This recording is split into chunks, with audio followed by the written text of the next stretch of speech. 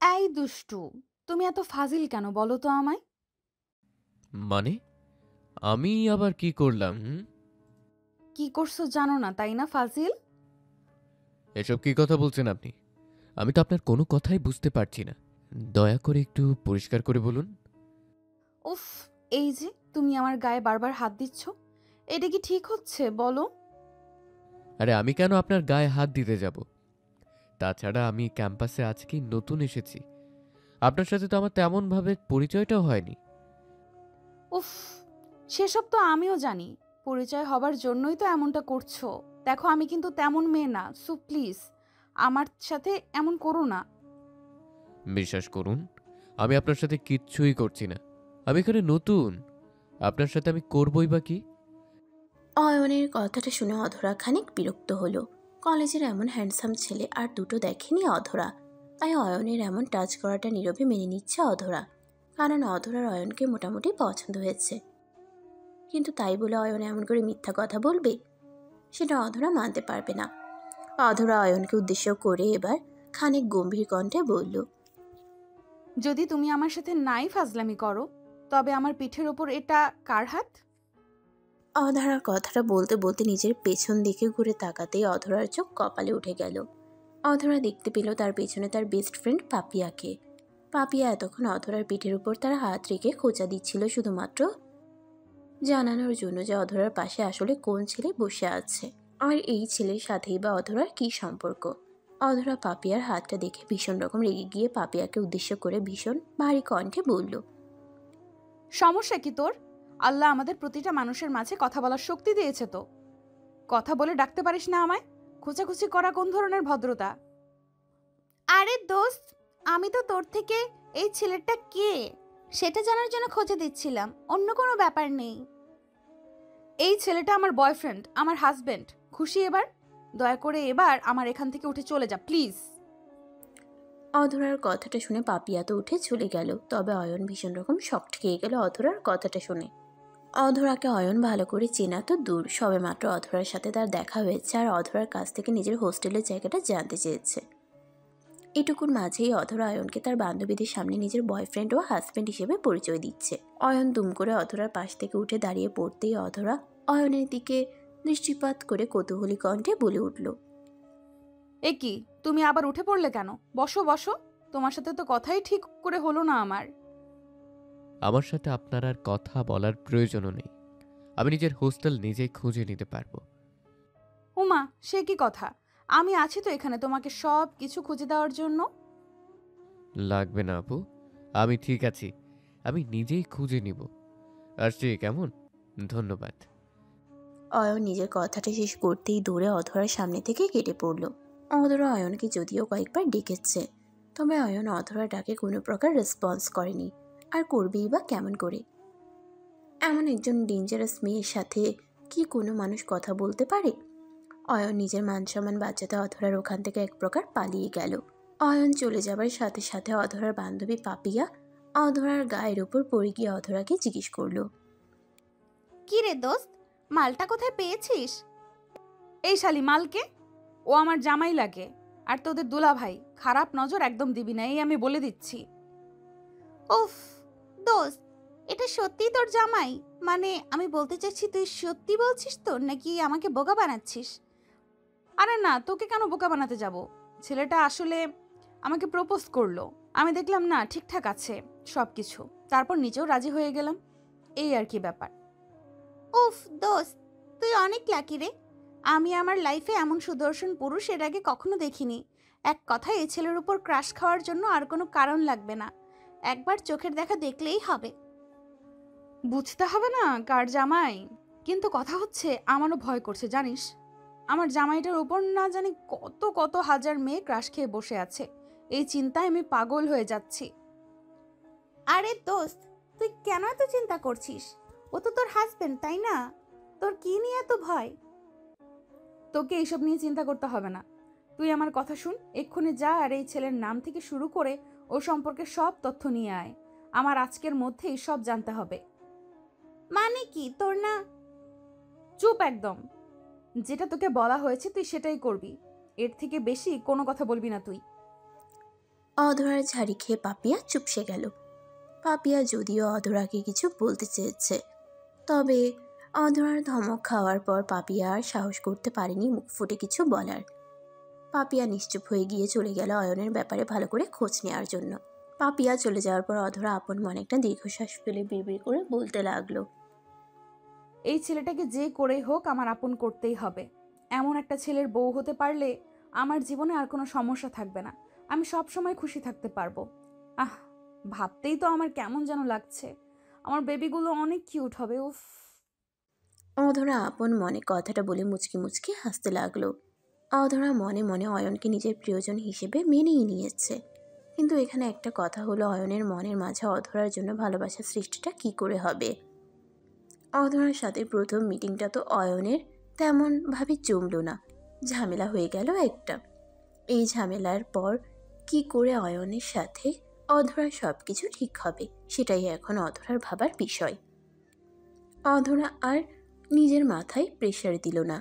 ব্যাগটা কাঁধে চাপিয়ে নিয়ে অধরা ভার্সিটি থেকে সোজা চলে গেল নিজের বাড়িতে। বাড়িতে চলে এসে অধরা নিজের মতোই ফাজলামি করে সময় কাটিয়ে দিল। পরদিন সকালে অধরা ভার্সিটিতে আসতেই পাপিয়া অধরার দিকে দৌড়ে ছুটে চলে আসলো। পাপিয়া অধরার সামনে এসে হাঁপাতে শুরু করতে অধরা পাপিয়াকে জিজ্ঞেস করলো, এই কি রে, তুই এমন করে হাঁপাচ্ছিস কেন? কি হয়েছে তোর? আর বলিস না অধরা, তোর জন্য আমি ওই অয়নের সম্পূর্ণ খবর নিতে এসেছি।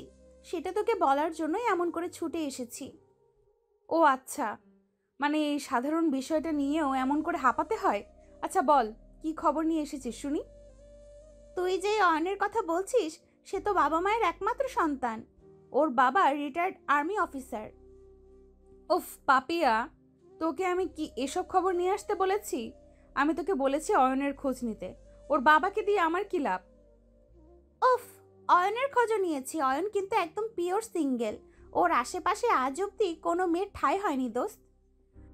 উফ বলিস কি রে, আমি তো এমনটাই চেয়েছি, আমার জামাই এমন হবে।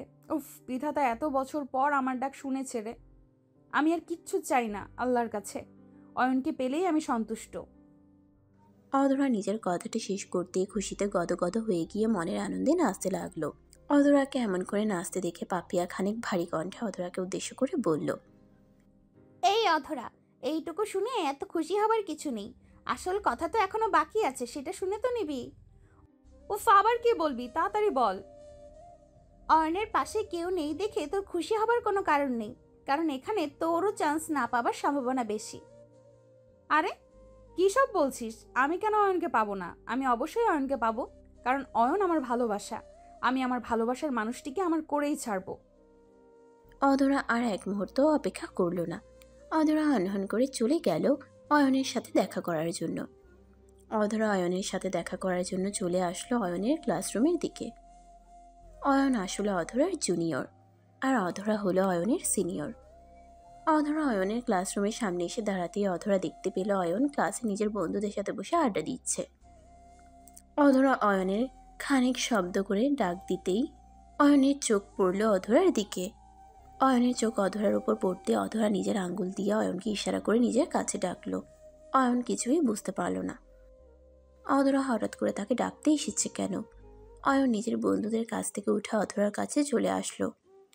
অয়ন অধরার কাছে চলে আসতে অধরা অয়নকে সরাসরি জিজ্ঞেস করলো, এই ছেলে, আমি তোমাকে ভালোবাসি। আজকের পর থেকে এই কথাটা ভালো করে মাথায় ঢুকিয়ে নাও। কখনো আমাকে ছাড়া অন্য কারোর কথা তুমি চিন্তা করতে পারবে না, এই আমি বলে দিচ্ছি। মানে কি কি সব পাগলের মতো বলছেন আপনি? আপনার মাথা ঠিক আছে তো? আমি শুনেছি প্রেমে পড়লে নাকি মানুষ পাগল হয়ে যায়, মাথা ঠিক কাজ করে না। আমারও তাই হয়েছে। আমি তোমার পাগলি জান। এই আমার মনে হচ্ছে আমার আর এই ভার্সিটিতে আসা হবে না। মানে আপনার কি বিন্দুমাত্র লজ্জা নেই? ভালোবাসার কথা কেউ এমন করে মুখে বলতে পারে? কেন পারে না? তাছাড়া আমি অযথা কেন লজ্জা পাবো, যেখানে তোমার সাথেই আমার বাকি জীবনটা কাটাতে হবে। বাকি জীবন মানে? আমি তো আপনার কথার কোনো মানেই বুঝতে পারছি না। না বোঝার কি আছে? তোমাকে বিয়ে করার পর তো আমাকে তোমার সাথেই থাকতে হবে। আর আমি যদি তোমার সাথেই থাকি তবে তো আমাকে অযথা লজ্জা পেয়ে লাভ নেই, তাই না? দিন শেষে তুমি নিজেই লজ্জা ভাঙিয়ে। অধরা সম্পূর্ণ কথাটা বলার আগেই অয়ন অধরার মুখ চেপে ধরল। অয়ন অধরার মুখটা চেপে ধরে অধরাকে বলল, প্লিজ আপনি এমনভাবে কথা বলবেন না, আমার মান সম্মান চলে যাবে প্লিজ। উফ, আমি আর তুমি কি আলাদা নাকি? মান সম্মান যখন যাবে তখন তো আমাদের একসাথেই যাবে। তাছাড়া আমি তোমাকে পছন্দ করি মানে এটা ফাইনাল যে তোমাকেই আমি বিয়ে করব। এবার দেখতে থাকো সামনে কি কি হয়। মানে আপনার মতো একটা মেয়েকে আমি বিয়ে করব? কেমনে কি? যদি আমাকে তুমি বিয়ে না করো তবে আর কাউকে তুমি বিয়ে করতে পারবে না, সেই ব্যবস্থাটাই আমি করব। আসছি, অনেক কাজ আছে। অধরা নিজের কথাটা বলতেই অয়ন অধরাকে বারবার করে থামাতে চেষ্টা করলো, তবে তাতে তেমন কোনো লাভ হলো না। অধরা নিজের মতো করে চলে গেল নিজের বাড়িতে। অধরা নিজের বাড়িতে এসে প্রথমে নিজের বাবা মাকে অয়নের ব্যাপারে সবকিছু খুলে বলল। অতঃপর অয়নের বাবা মাকে সে নিজের আর অয়নের সম্পর্কে সব বলল। অতঃপর পারিবারিকভাবে অয়ন আর অধরার বিয়ের সম্পর্কে কথা হলো। অয়ন না কিছু বুঝতে পারলো আর না কিছু করতে পারলো, কারণ সবকিছু এত তাড়াতাড়ি হচ্ছিল যে নিজের নিজের পরিবারের কথা শোনা ছাড়া অয়নের কাছে অন্য কোনো অপশন ছিল না।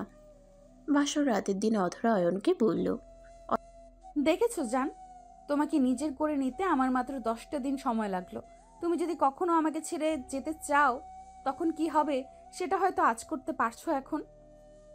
দেখুন অধরা, আমি বাবা মায়ের মন রাখতেই আপনার মতো একটা ডেঞ্জার মেয়েকে বিয়ে করেছি।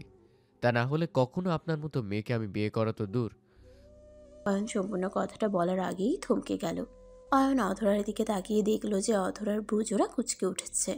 অয়ন অধরার মুখের দিকে তাকিয়ে বেশ ভালোই বুঝতে পারলো যে অধরা অনেকটা পরিমাণে রেগে গেছে। আর অধরা যে পরিমাণের সাংঘাতিক মেয়ে, তাতে করে এখন যদি অয়ন আর একটাও কথা বেশি বলে তবে অধরার হাতেই অয়নের বধ হয়ে যাবে। অয়ন অধরার দিকে তাকিয়ে মুচকি হাসি দিয়ে বলল, না না, সব ঠিক আছে। আমি তো আপনাকে বিয়ে করতে চেয়েছি, কারণ আমি আপনাকে অনেক ভালোবাসি। আমাকে সত্যি ভালোবাসলে আপনি করে কাকে বলছো? আমাকে তুমি করে বলতে কি সমস্যা হচ্ছে? আরে কোথায়, তুমিও না। চলো এখন ঘুমিয়ে পড়ি, অনেক রাত হয়ে গেছে তো। আরে পাগল, আজ রাতে নো ঘুম। আজ রাতে আদর ভালোবাসা হবে শুধু। অধরা অয়নের হাত ধরে একটা হ্যাচকা টান দিয়ে অয়নকে নিজের বুকে টেনে নিল। অয়ন আর কি করবে? বিয়েটা যখন হয়েই গেছে তখন আর কোনো অজুহাত এখানে চলবে না। অয়ন অধরাকে নিজের স্ত্রী হিসেবে মেনে নিয়েছে। ভালোবাসা সত্যিই ভীষণ অদ্ভুত। বেঁচে থাকুক এমন সব ভালোবাসাগুলো। অয়ন আর অধরার জন্য সবাই দোয়া করবেন। এমন ডেঞ্জারাস মেয়ে যদি জীবনে থাকে তবে কি কি যে হতে পারে তার বলার অপেক্ষা থাকে না। বন্ধুরা, ভিডিওটি কেমন লাগলো তা অবশ্যই আমাকে কমেন্ট করে জানাতে ভুলবেন না। পেজ থেকে দেখে থাকলে অবশ্যই পেজটিকে ফলো করে দিবেন, আর চ্যানেল থেকে দেখে থাকলে অবশ্যই চ্যানেলটিকে সাবস্ক্রাইব করে পাশে থাকা বেল আইকনটা বাজিয়ে দিবেন। আর নিত্য নতুন এমন সুন্দর সুন্দর ভালোবাসার গল্প পেতে voice of Priyanka Facebook page এবং প্রিয়াঙ্কাস ক্রিয়েশন ইউটিউব চ্যানেলের পাশেই থাকবেন। ধন্যবাদ সবাইকে। দেখা হচ্ছে আগামীকাল নতুন কোনো গল্প নিয়ে। ততক্ষণ পর্যন্ত সবাই ভালো থাকবেন, সুস্থ থাকবেন, আর আমাকে সবাই অনেক বেশি দোয়া এবং ভালোবাসা দিবেন। আল্লাহ হাফেজ।